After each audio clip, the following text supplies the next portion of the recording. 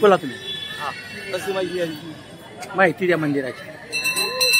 मंदिर हे 1977 सालापासून हे मंदिराची रोज आरती पूजा पाठ सर्व काही व्यवस्थित चालू आहे. दर मंगळवारी देवीची आरती आम्ही सर्वजण मिळून करतो.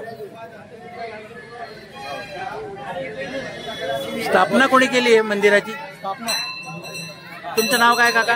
रामलाल मंदिराची देखभाल मंदिराची संपूर्ण देखभाल आमचे बाबा करतात. 1977 सालापासून ते आजपर्यंत उमादेवीच्या मंदिरामध्ये सत्यनारायणाचा महाप्रसादाचा कार्यक्रम व नवरात्र उत्सव साजरा करण्यात येतो आणि सर्व भावी भक्तांना आदराने प्रसादाचा हे करण्यात येतो.